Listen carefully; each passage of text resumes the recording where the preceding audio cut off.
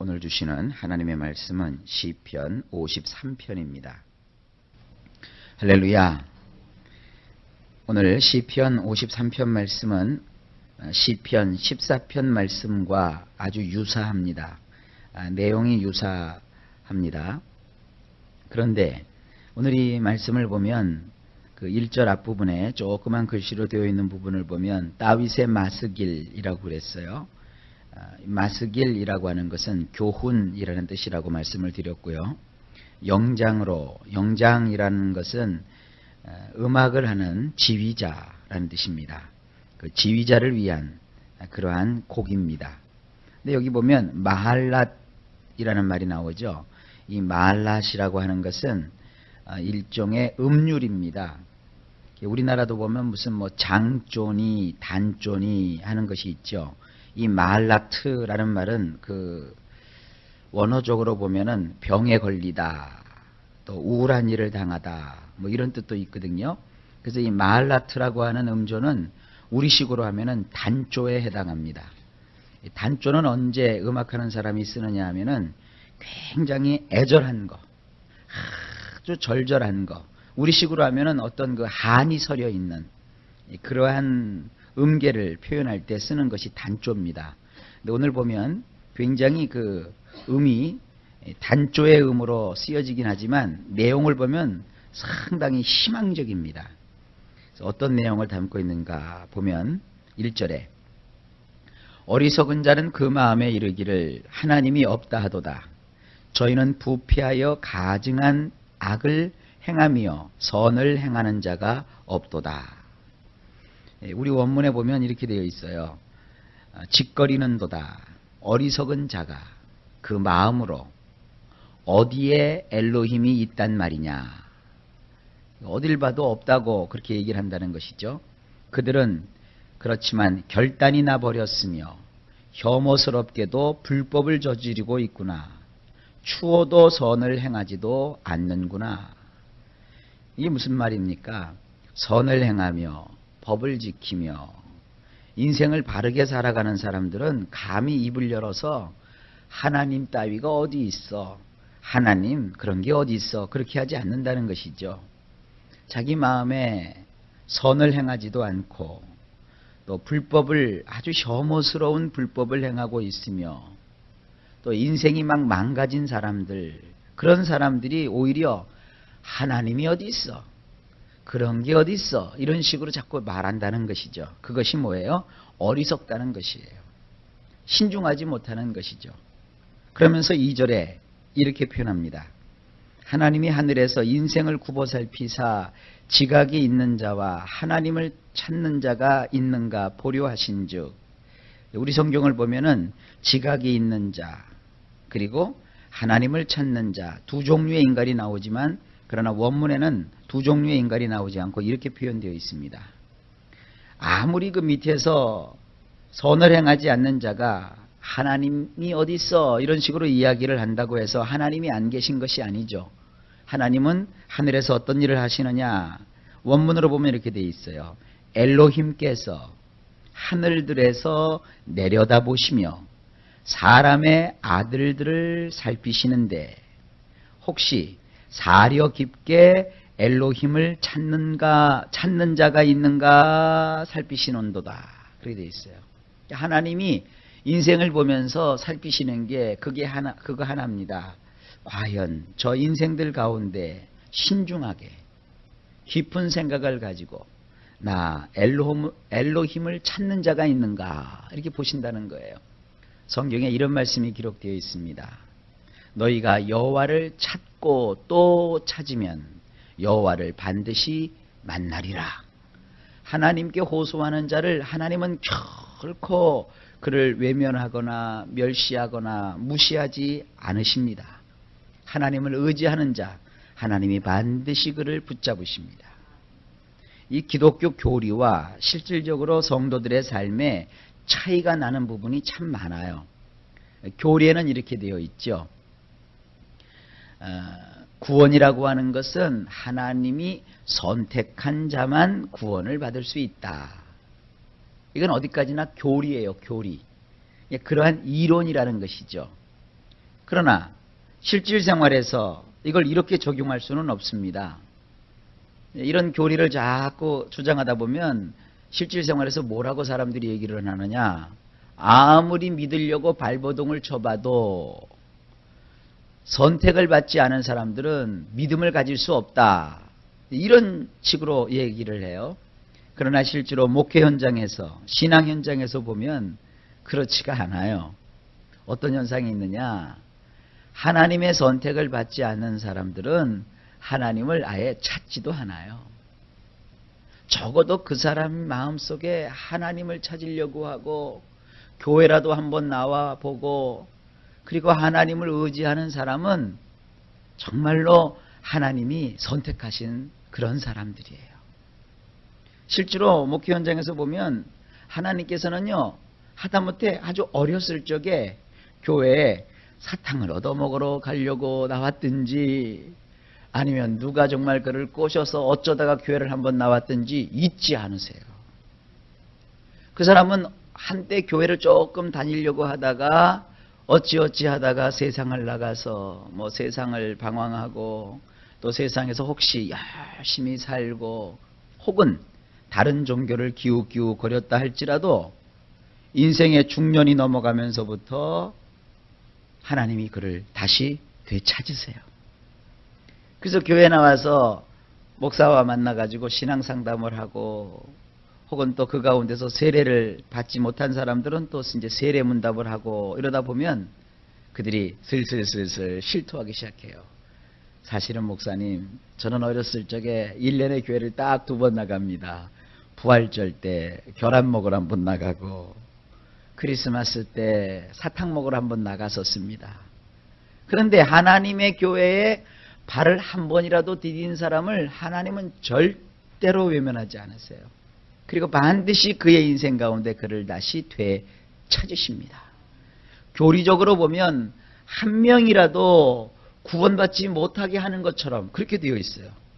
그래서 이 세상에는 믿는다고 하면서도 실제로는 믿음을 가지지 못한 자가 많다. 또 그렇게 믿어서 과연 구원을 받았겠느냐, 이런 식으로 이제 교리로 보면 그 사람을 그렇게 평가하면서 어떻게 해서든지 하나님의 구원에서 인간이 멀어져 있다, 이런 것을 마치 밝히려는 듯이 교리가 그렇게 딱딱하게 되어 있어요. 그러나 현장에서 보면 하나님께서는 할 수만 있거든 단 한 명이라도, 어떻게 해서라도 한 영혼이라도 더 구원하시려고 하는 그런 하나님의 사랑과 애정과 은혜를 볼 수가 있어요. 오늘 2절이 그겁니다. 이 세상 사람들이 온통 다 뒤집혀져 가지고 하나님이 어디 있어, 믿음 따위가 뭐야, 믿는다고 무슨 소용이 있어, 이런 사람들이 막 판을 치고 있어요. 그런데 하나님께서는 그런 소리에 개의치 아니하시고 이렇게 인생들을 하늘들에서 내려다보시면서 과연 저 가운데 나 엘로힘을, 나 하나님을 진정으로 깊이 찾는 자가 있는가, 그걸 살피시는 거예요. 그러니까 우리는 뭐만 하면 돼요? 하나님을 진심 어린 마음으로 찾으면 되는 거예요. 하나님이여 이 손을 붙잡아 주시옵소서. 하나님이여 내가 주님을 바라봅니다. 눈에 보이지 않지만, 귀에 들리지 않지만, 손에 잡히지 않지만 하나님은 살아계시다고 내가 압니다. 하나님마저 안 계시다면 나의 인생은 무엇이 되겠습니까? 하나님 나를 만나주세요. 이런 마음을 가지는 자를 하나님께서 찾고 계신다는 거예요. 3절을 봅시다. 여기 사람들의 모습이 좀 더 나오죠. 각기 물러가 함께 더러운 자가 되고 선을 행하는 자가 없으니 하나도 없도다 그랬어요. 원문을 보면 하지만 그들은 모조리 뒤로 물러나서 다 똑같이 도덕적으로 부패하였으니 선을 행하는 자가 아주 없으니 하나도 없느니라. 하나님이 아무리 눈 씻고 보려고 해도 세상에서 그렇게 진심으로 하나님을 찾는 자가 한 명도 없다는 거예요. 그러면서 4절에 죄악을 행하는 자는 무지하뇨 저희가 떡 먹듯이 내 백성을 먹으면서 하나님을 부르지 아니하는도다. 원문엔 이렇게 되어 있어요. 알지 못하겠느냐, 사악한 일을 행하는 자들이 그들은 나의 백성을 먹되 음식을 먹듯 하는구나. 엘로힘을 그들은 부르지도 않는구나. 하나님 없다고 하고 하나님이 어디 있느냐고 하고 자기 멋대로 자행자지하면서 사는 사람들, 그 사람들은 다 무지한 사람들이겠습니까? 아니라는 것이죠. 나름대로 똑똑하고 나름대로 굉장히 박식하고 나름대로 굉장히 지혜롭게 생각한다는 것이죠. 오히려 그들은 하나님을 믿는 백성들을 음식 먹듯이 그냥 그렇게 먹어 제낀다는 거예요. 그러면서도 하나님을 부르지 않는다는 것입니다. 이건 거꾸로 말하면 여러분, 믿음을 가지고 사는 사람들은 어쩌면 이 세상을 살아가는 데 있어서 참 외로워요. 믿음을 가진 사람들이 믿음을 지킨다는 것이 그렇게 쉽지가 않아요. 온통 세상은 믿음을 가진 자보다는 믿음을 안 가진 사람들이 마치 자기 세상을 만난 것처럼 큰 소리를 치고 다니거든요. 믿음을 가진 사람은 행동 하나도 조심하지요. 말 하나도 조심하지요. 그리고 남들을 그야말로 편하게 자는 시간에 우리는 이렇게 눈 비비고 일어나서 하나님께 나와서 오히려 이 세상 사람과 이 세상에서 죄를 범하고 있는 그 사람들을 위해서 오히려 기도하지요. 어떻게 보면 우리가 손해보는 인생같이 보일 때도 있지요. 내가 잘해주면 저 사람도 좀 잘해줘야 되는데 저 사람은 나를 향하여 잘해주는 것이 눈꼽만큼도 없는데 나는 일방적으로 그 하나님을 믿는다는 것이 무언데 그를 잘해줘야 되고 오히려 그를 위해서 마음을 써줘야 되고 그를 용서해줘야 되고 그를 마음에 품고 대신 하나님께 마치 내가 죄를 지은 것처럼 하나님께 나와서 기도해줘야 되고 그러잖아요. 그러면 여러분들이 손해보는 것 같지 않아요? 뭐 가는 말이 고와야 오는 말이 곱다 그랬다고. 내가 그래도 고운 말을 해줬으면 저쪽에서 좀 고운 말이 와야 되는데 예수 믿는 사람에겐 그런 게 전혀 적용이 안 돼요. 아무리 내가 그를 위해서 축복을 빌고 아무리 그에게 내가 선을 베푼다고 해도 돌아오는 것은 악뿐이고 고운 말이라고는 듣지도 못해요. 자, 이것은 인생을 이렇게 엿가락 자르듯이 잘라서 봐서 그래요. 지금은 내가 손해보는 것 같지요? 지금은 내가 신앙대로 사는 것이 아무것도 아닌 것 같지요? 아니요. 그렇지 않습니다. 자, 한번 봅시다. 어떤 일이 벌어지는가? 5절 봅시다. 저희가 두려움이 없는 곳에서 크게 두려워하였으니 너를 대하여 진친 저희의 뼈를 하나님이 흩으심이라. 하나님이 저희를 버리신 고로 내가 저희로 수치를 당케 하였도다. 자, 보세요. 여기 세상 사람들의 모습이 우리 성경으로는 그것이 확실히 좀 드러나질 않아요. 원문으로 다시 번역하면 이렇습니다. 거기, 이 삶의 현장을 뜻하는 거예요. 거기서 두려울 것이 없는 곳에서조차 그들은 깊은 두려움으로 두려워하는도다. 하나님은 없어. 그런 게 어디 있어. 믿음이 어디 있어. 기도한다고 무슨 기적이 일어나. 무슨 그러한 그 좋은 일들이 있겠어. 인생에게 이렇게 막 하나님에 대한 믿음을 멸시하는 자들이 거기 삶의 현장에서 심지어는 두려워할 것도 없는, 두려워할 것이 없는 그런 현장 속에서도, 두려울 것이 없는 곳에서조차 그들은 깊은 두려움 속에서 두려워하고 있단 말이에요. 레위기 26장에 보게 되면 하나님을 안 믿는 사람은요, 쫓아오는 사람이 없는데도 막 쫓겨요. 쉽게 얘기하면 바쁠 것이 하나도 없는데도 막 바빠요. 뭐가 그렇게 두려운지, 뭐가 그렇게 불안한지 사실은 아무것도 일어나지 않았어요, 주변에서. 그런데도 세상 사람들은 온통 두려움으로 그들의 인생이 가득 차 있다는 거예요. 왜 그러느냐? 이는 엘로힘께서 너희를 둘러싼 자들의 뼈들을 흩어버리셨기 때문이니라. 하나님이 없다. 하나님이 어디 있느냐. 오히려 믿는 자들에게 악을 행하고 선을 행치 않는 그 사람들의 인생을 하나님께서 그들의 뼈를 흩어버리신다는 거예요. 한번 생각을 해보세요. 뼈가 흩어졌대요. 우리 뼈가 이렇게 살아생전에는 뼈가 없는 것처럼 여겨지죠. 그건 건강한 거예요. 예를 들어서 우리가 삶을 사는데 여기가 위가 있었구나 이렇게 느끼면 벌써 위가 고장난 거예요. 여기가 간이구나, 간이 뻐근하다 이게 느껴지면 벌써 간장병에 걸린 거예요. 창세기가 막 뒤틀려가지고 배가 막 아프면 그것은 병에 걸린 거예요.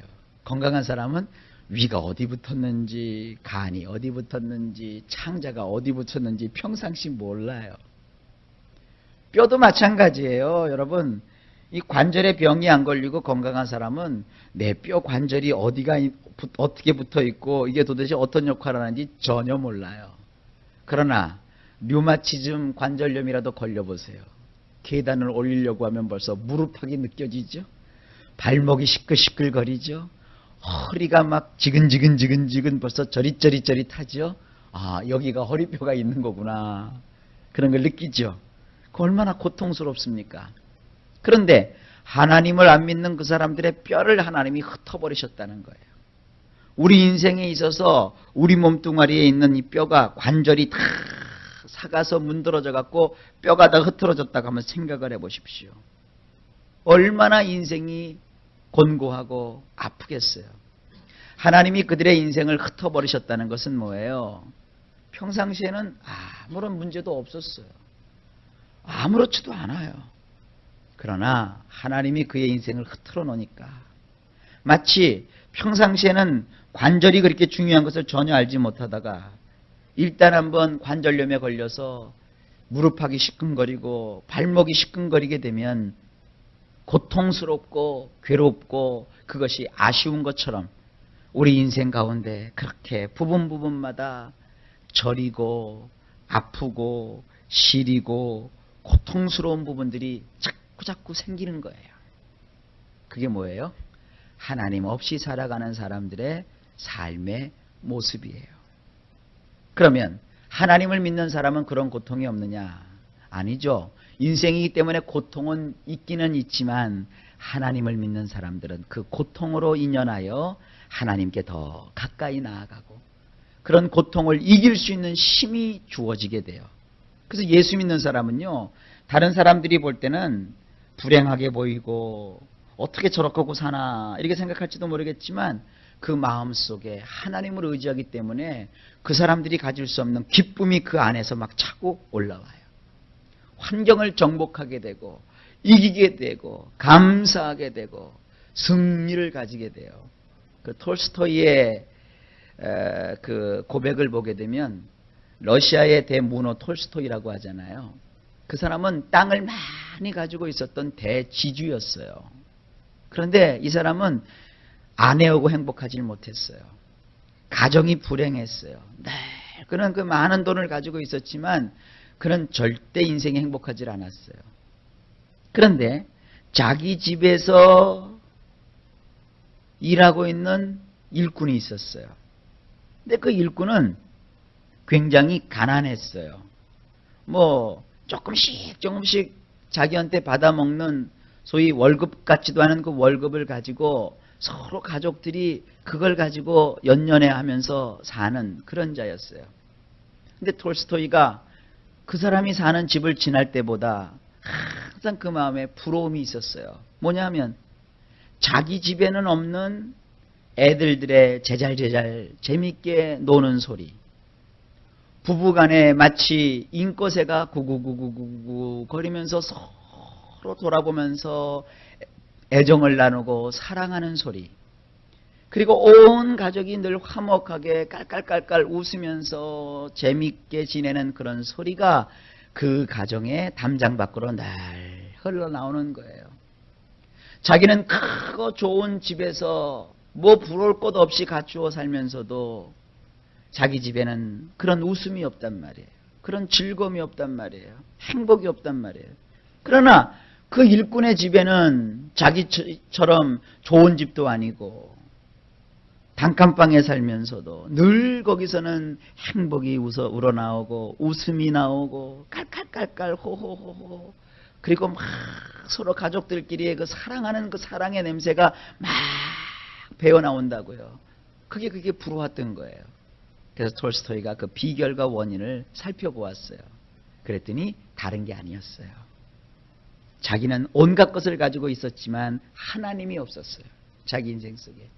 그러나 그 가정은 부족한 것이 많았지만 거기에는 그 모든 부족함을 넉넉히 채우고도 남는 하나님을 믿는 신앙이 있었어요. 그 가정에 그런 사랑이 우러나온 것을 보고 나중에 톨스토이가 개종을 하는 것이죠. 하나님을 믿는 것이죠. 여러분, 바로 그거예요. 하나님이 우리의 인생을, 믿지 않는 사람들의 인생을 다 뼈를 흩어버리듯이 흩어버리시는 거예요. 그러면서 이 말씀에 이렇게 되어 있습니다. 너희는 그들을 오히려 부끄럽게 만들 것이다. 이는 엘로힘께서 그들을 거절하셨기 때문이니라. 중요한 것은 사람에게 거절받는 것이 아니에요. 하나님께 거절받는 것이 아주 심각한 것이에요. 우리는 하나님께 거절받은 인생이 아니라 하나님이 받아주시는 인생이에요. 하나님이 여러분을 받아주신단 말이에요. 우리가 기도할 수 있는 것이 굉장한 특권입니다, 여러분. 오늘도 이 새벽에 나와서 하나님께 우리의 삶을 내려놓고 기도할 수 있다는 것이 얼마나 큰 즐거움인 줄 아세요?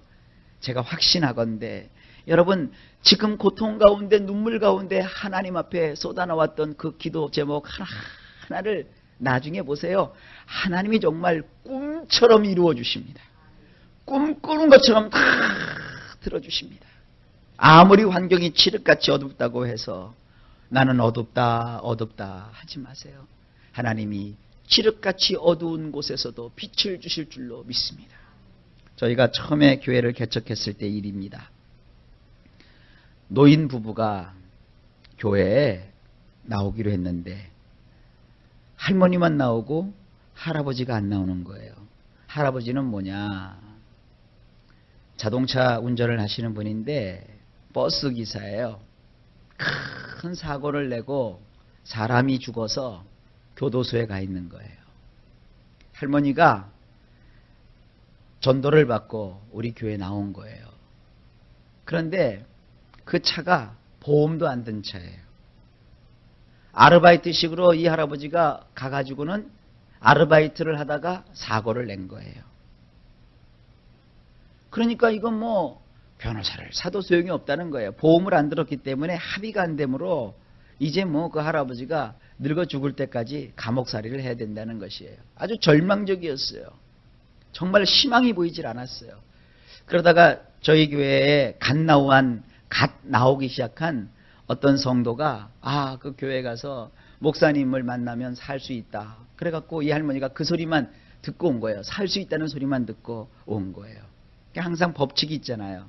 교회에 나왔길래 예수를 믿으십시오. 이렇게 하나님을 믿도록 영접을 했고 이제 목사님이 기도를 해주시는데 목사님이 그러더라고요. 정말 깜깜한데 갇혀버렸군요. 그런데 기도를 하니까 저 하늘로부터 바늘구멍만한 구멍 하나가 탁 뚫리더니 그 바늘구멍만한 쬐끄만 구멍으로부터 빛 한 줄기가 쑥 들어온다는 거예요. 그래서 목사님이 그것이 당신에게 큰 희망이 될 거라고.